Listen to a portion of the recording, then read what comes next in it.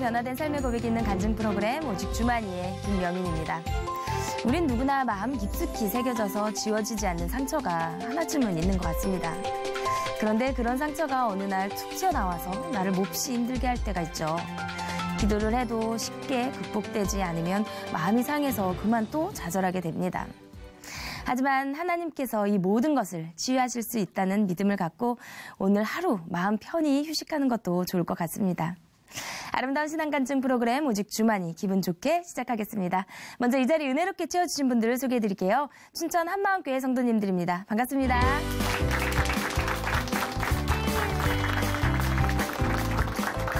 네, 오늘 오직 주만이에서 소개해드릴 첫 번째 출연자는요. 제자의 죽음으로 인한 인생에 풀리지 않는 의문과 아픔으로 힘든 시간을 보내다가요. 복음을 듣고 모든 의문이 풀리면서 고통에서 해방되신 분이라고 합니다. 이제는 예수님이 주시는 풍성한 삶을 누리고 계시다고 하는데요. 어떤 간증인지 모셔보도록 하겠습니다. 춘천 한마음교회 안혜진 자매님 박수로 모실게요.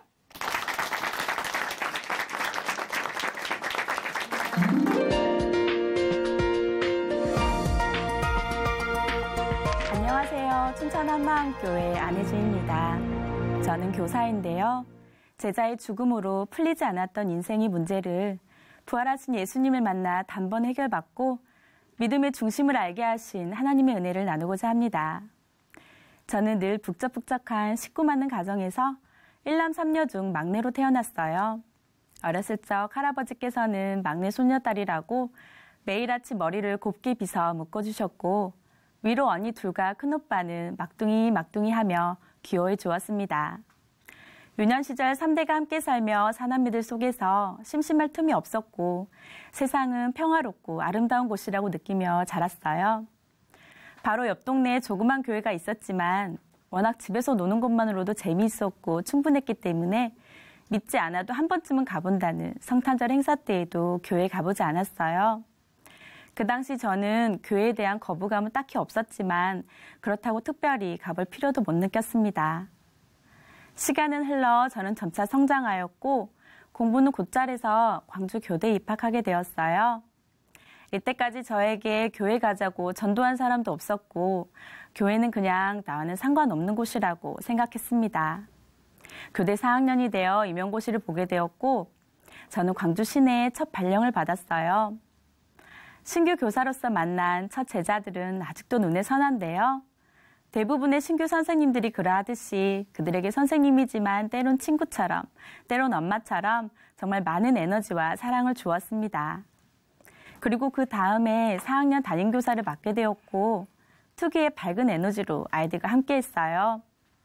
아이들은 젊고 애교 많은 선생님을 사랑해 주었고 저도 그들을 참 많이 사랑했습니다.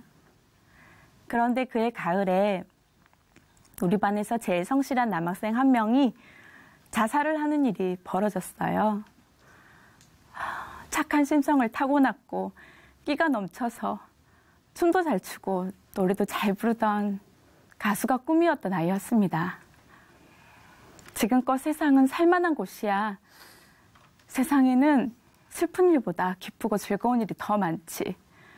우울한 생각하지 말고 내가 밝고 긍정적인 마음가짐으로 생활하면 좋은 일들만 있을 거야 라고 생각해온 지난날들이 참으로 무색하게도 저는 한동안 이 일에서 헤어나오질 못했어요. 초등학생이 자살한 사건이라고 세상 사람들의 관심을 쏟아졌습니다. 혹시 학교에서 문제가 있어서 아이가 자살한 것은 아닐까 하며 그 일이 있던 이튿날부터 기자들은 교감실, 교장실에 전화를 하기 시작했고 학교끼리 학생들에게 수시로 인터뷰를 하기도 했어요. 제 나이 26. 지금 생각해보면 담임 교사로서 심적 부담뿐만 아니라 형사적 책임을 떠안을 수도 있고 여러모로 힘들어질 수도 있는 상황이었어요. 보다 못한 저희 반 학부모님들이 제 처지를 걱정하여 교실과 교감실로 전화를 해서 기자들이 선생님한테 자살 원인을 덮어씌우려고 하면 저희들이 인터뷰든 보증이든 설게요. 걱정 마세요. 라고 말씀해 주셨습니다. 참 감사했어요. 사실 그때 제 상태는 학교에서는 남아있는 우리 반 친구들이 놀라지 않도록 이전과 같이 생활하려고 정신을 바짝 차리고 있었지만 퇴근 후에는 나에게 생긴 이 현실이 믿기지 않아 한없이 우울해지고 두려움에 떨었습니다. 도대체 왜 내 어린 제자가 죽었을까? 너무나 예쁜 아이였는데 스스로 목숨을 끊을 만한 이유가 하나도 없는데 그동안 나름대로 착하게 살았는데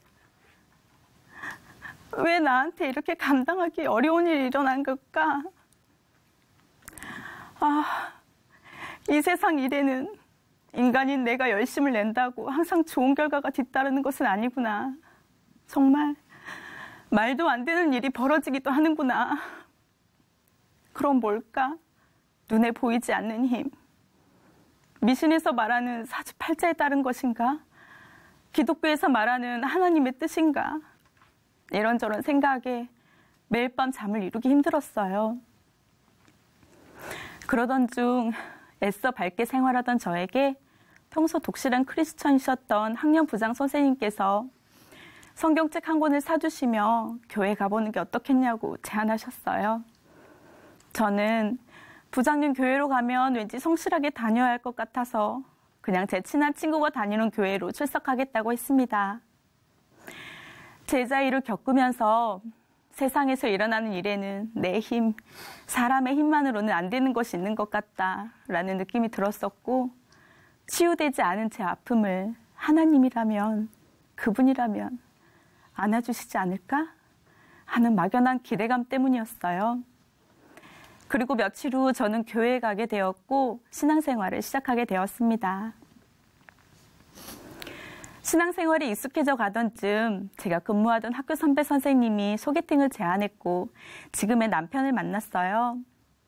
우선 깔끔하고 잘생긴 외모에 호감이 갔고 한없이 자상하고 따뜻한 마음 씀씀이에 가족 같은 편안함을 느꼈어요. 게다가 남편은 저를 처음 만난 날부터 좋다고 표현하고 또 표현하니 마음이 갈 수밖에요. 그렇게 1년 반을 교제하다 결혼을 하였고 참 행복했어요. 결혼 후 2 아이를 낳고 기르는 동안 남편은 하나님께서 주신 비전이라며 세상을 아름답게 변화시키는 데에 온 힘을 쏟고 싶다고 했고 덕분에 집안일과 2 아이 양육은 근 4년간 제 몫이 되었어요. 남편은 학교 일과 공부에 바빠서 아침 6시에 출근해서 새벽 2시, 일찍 오면 10시인 생활을 근 2년 동안 했었고 이 시기는 첫 아이가 돌쟁이, 그 이듬해에는 둘째를 임신한 상태였어요. 남편은 바쁜 생활로 하루가 다르게 살이 쭉쭉 빠져가는 남편을 보자니 왜 이렇게 본인을 혹사시킬까? 남편의 열정 때문에 나는 언제까지 옆에서 나라는 존재도 없이 아이들만 챙기며 가정 안에서의 자리를 지켜야 하는 걸까? 하는 원망스러운 마음도 들었어요. 하지만 막상 남편에게 원망을 퍼붓자니 하나님의 뜻에 따른 비전이라는데 게다가 남들처럼 술이나 개인 취미생활을 하느라 늦는 것도 아니고 공부하고 연구하느라 늦게 들어오는 건데 잔소리를 하기도 애매하더라고요. 또 퇴근하면서 지친 몸으로 현관문을 열고 들어오면서도 남편은 늘 여보야 애들이랑 힘들었지요? 미안해요 하고 말하니 도무지 화를 낼 수가 없었어요. 그렇게 하루하루 남편의 생각과 비전을 응원하며 아이들을 키웠고 둘째가 2살 되던 가을에 저도 복직하게 되었습니다. 그러던 어느 날 남편은 선교회에서 알고 지내던 형님을 만나고 온다고 했고 자정이 다 되어서 집에 들어왔어요. 저는 2 아이를 재우고 설거지를 하던 중이었는데 갑자기 남편이 그러는 겁니다. 여보, 여보의 주인은 예수님이셔? 이건 또 뭔가 직감적으로 남편이 또 뭔가에 집중하게 될 것만 같다는 불길한 예감이 들었어요. 하지만 대답은 해야겠기에 잠시 생각해보고 글쎄요, 내 주인이 예수님이셔야 맞을 것 같은데 내 삶을 보면 예수님이 주인이신 것 같진 않아요. 대답했어요. 이 대답을 시작으로 남편은 설거지가 끝날 때까지 계속 옆에 서서 형님과 나눈 이야기를 전해주었어요. 주제는 예수님의 부활 사건에 대한 것이었는데 우리는 그날 새벽 4시까지 이야기를 나누었어요. 중간중간 잠이 오기도 했지만 부활하신 예수님을 믿지 않은 죄를 회개하고 마음 가운데 예수님을 주인으로 믿으면 죽어서 천국에 가는 것은 당연한 데다 이 세상에 사는 동안에도 천국처럼 살 수 있다는 겁니다. 저는 정말 기대가 되었어요. 복잡하고 어려움 많고 두려움이 가득한 내 마음대로 안 되는 이 세상에서도 천국에서처럼 살 수 있다고? 이 부활복음을 더 알아보자고 했습니다. 지난 9년 동안 저는 교회 다니면서 나는 믿음이 약해. 올해는 꼭 성경 일독을 하겠어. 성경 말씀을 알아야 믿음도 깊어지는 거겠지. 하여튼 게을러서 큰일이야. 하고 생각하며 늘 제 믿음에 확신이 없었어요. 그런데 제 믿음에 확신이 없다는 건 사실 다른 말로 하면 하나님이 살아계심에 대한 확신이 없다는 것이었어요. 사도행전 말씀에 이의 그를 죽은 자 가운데서 다시 살리신 것으로 모든 사람에게 믿을 만한 증거를 주셨음이라 하니라. 하나님께서는 모든 사람에게 믿을 만한 증거를 주셨다고 하셨어요. 바로 부활로요. 생각해보니 그동안 예수님의 부활에 대해 깊이 묵상해 본 적이 없더라고요. 6학년 영어 도덕 전담교사로 있을 때 도덕 교과서에도 나와 있어서 학생들에게 가르쳤던 세계 4대 성인 중에 한 사람, 예수. 그분이 사람으로 태어나 죽은 지 사흘 만에 다시 살아나신 역사적인 사건. 예수님의 부활이 역사에 기록된 사실이라는 것이 인지되면서 부활하신 예수님이 바로 하나님이심이 머릿속에 콕 하고 박히게 되더라고요. 부활하신 예수님이 하나님이시구나. 그렇다면 정말 하나님이 살아계시는구나.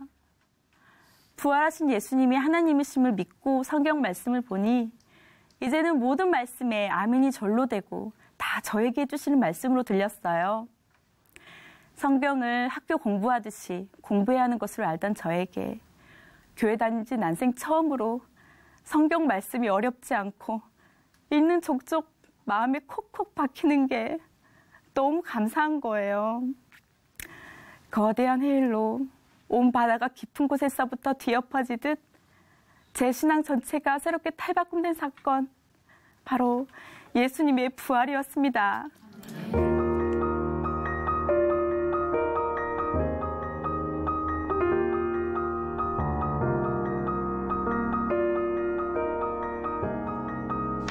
그러면서 요한복음 말씀에 저희가 나를 믿지 아니함이 바로 죄이다 라고 말씀하시는 겁니다. 그동안 무엇이 죄인지 모른 채 내가 죄를 짓고 있는지조차 모르는 상태로 마귀처럼 내가 주인 되어 살아온 지난날이 떠오르며 회개의 기도가 터져 나왔어요. 게다가 저처럼 예수님을 주인으로 믿지 않아 죄 가운데 있는 자들을 위해 예수님께서는 죽었다가 다시 살으셔서 죽은 자와 산 자의 주가 되어 주셨다고 하는 거예요. 저는 몸둘 바를 모르겠더라고요. 예수님께서 아무리 불러도 예수님이 살아계신지 도무지 모르겠다며 그냥 제 마음이 어렵고 두려운 것만 우선 해결해 주시라고 교회만 겨우겨우 다녔던 저를 위해 하나님이신 예수님께서 사람의 몸으로 가혹한 죽음의 고통을 겪으셔야만 했던 거예요. 저는 그동안 예수님을 믿지 않았던 저의 악랄한 죄를 회개하고 제 마음의 주인으로 영접했습니다. 네가 만일 내 입으로 예수를 주로 시인하며 또 하나님께서 그를 죽은 자 가운데서 살리신 것을 내 마음에 믿으면 구원을 얻으리니 이 말씀이 어찌나 좋고 감사하던지요.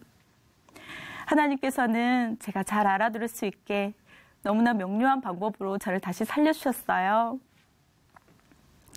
그렇게 부활하신 예수님을 마음 중심으로 믿게 되니 이전에 느껴보지 못했던 참 평강이 찾아왔어요.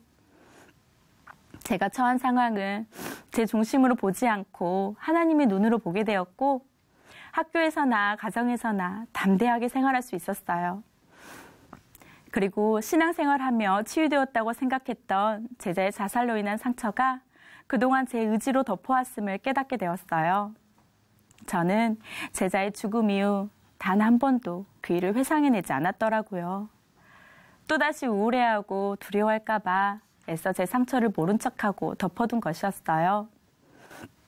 죽은 원인을 알 수 없어서 두려웠는데 부활복음을 통해 비춰보니 이제는 그 아이가 왜 그런 선택을 했는지 알겠더라고요. 원인을 아니까 저한테 더 이상 상처가 아니고 두려울 게 없어졌어요.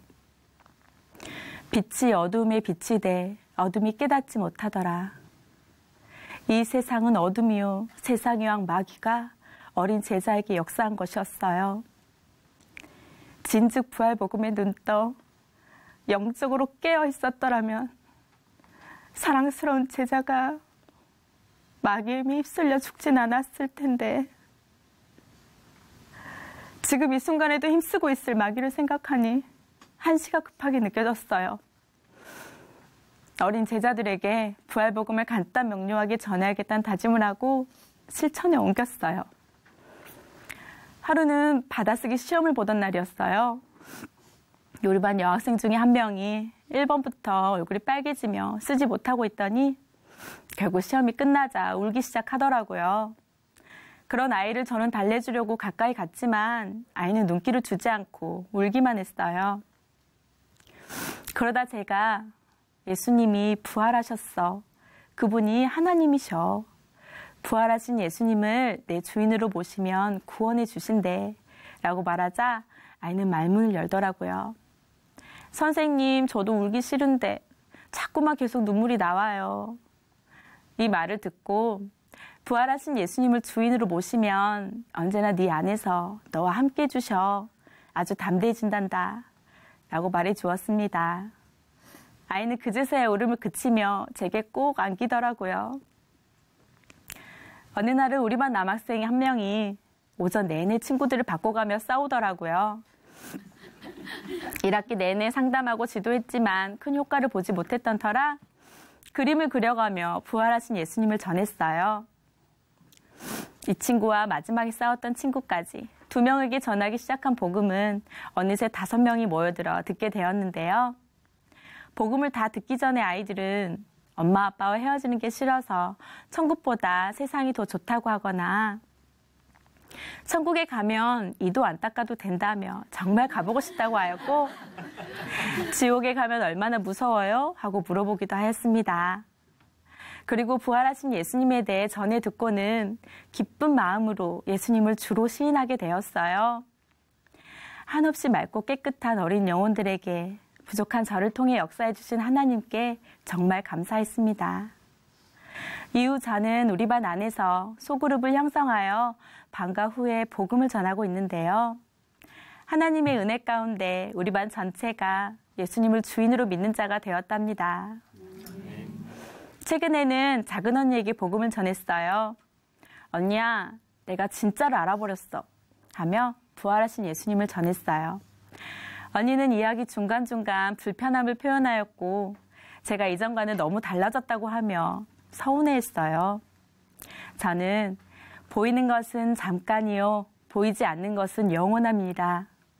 이 세상 것이 전부가 아님을 알아버렸다며 부활하신 예수님이 진짜라고 말하니 언니는 깜짝 놀라며 야, 진짜 놀랍다. 그분이 네 주인인 게 맞긴 한가 보다. 왜 그러냐? 라고 했어요. 언니와 헤어지고 집으로 오는 길에 절로 주여 주여 주님을 찾는 기도가 터져 나오더라고요.